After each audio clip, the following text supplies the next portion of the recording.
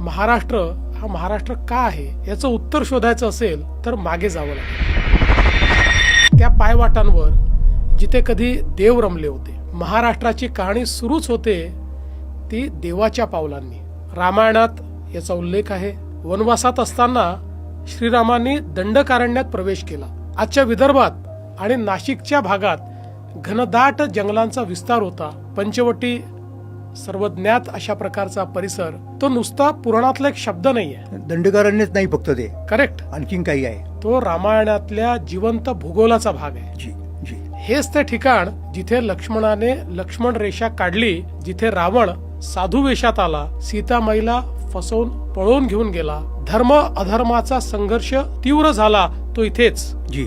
परवा कुंभमेळ्याच्या तयारीला गेलो होतो तेव्हा हा इतिहास डोळ्यासमोर उभा झाला माझ्या. सत्याचा जय होत असतो हे राम रावणाच्या युद्धाचे सार आपण वर्षानुवर्ष सांगत आलो आहोत. महाभारतात सुद्धा महाराष्ट्राचीच भूमी आहे. विदर्भ हा तो भाग आहे जिथे दमयंतीची गोष्ट घडली. कोकणातील गुहांमध्ये अर्जुन ध्यानात बसला असं लोककथांमध्ये सांगितलं जातं. त्याला दिव्यास्त्र प्राप्त करायची होती.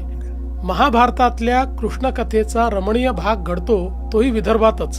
राजकन्या रुक्मिणी पत्र लिहिते कृष्णाला आणि हे पत्र वाचताच तो धावत येतो कौंडिण्यपुरात. आजची तरुण मुलं मेल करतात प्रेमाचे, पण कित्येक शतकापूर्वी अशा प्रकारे अतिशय विशुद्ध प्रेमाने आणि भक्तीने वाहून घेतलेल्या रुक्मिणीने एक साधं पत्र पाठवलं. सर, एक थोडंसं तुम्हाला इंटरफेअर करतो. सुदेव नावाचा ब्राह्मण होता. त्याच्याकरवी ते पत्र कृष्णाने रुक्मिणीला पोस्ट केलं. करेक्ट. आणि लगेच कृष्ण त्या ठिकाणी पोचतात आणि खऱ्या अर्थानं रुक्मिणीची सुटका करून भरधाव वेगानं त्या रथातनं ते रुक्मिणीला घेऊन जातात आणि मोठे बंधू आलेल्या सगळ्या जे काही त्या ठिकाणी आक्रमक आहेत, आक्रांत आहेत, त्यांना थांबवण्याचं काम करतात.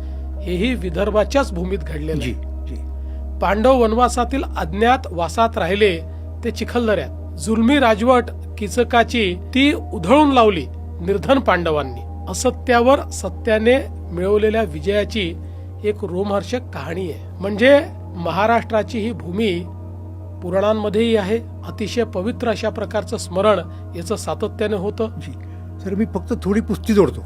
ती पुस्ती अशी आहे की संस्कृत साहित्यशास्त्रामध्ये सर्वात श्रेष्ठ शैली ज्याला म्हणतो आपण, रीती, ती वैदर्भीय रीती मानली गेली आहे. म्हणजे साहित्याला सुद्धा विदर्भाचं म्हणजे महाराष्ट्राचं फार मोठं योगदान आहे. खरंय.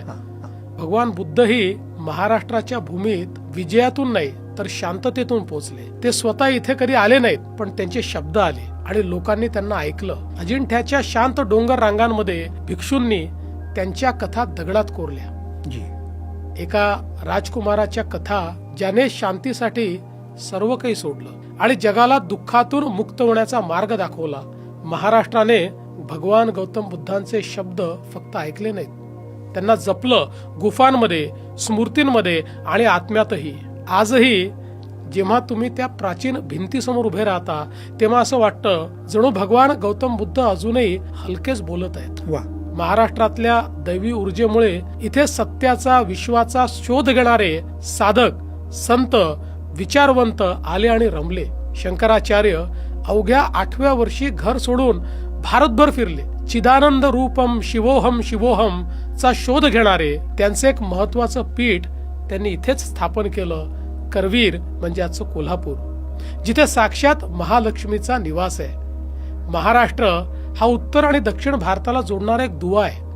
तो दैवी प्रवासाचा अंतिम मुक्काम आहे.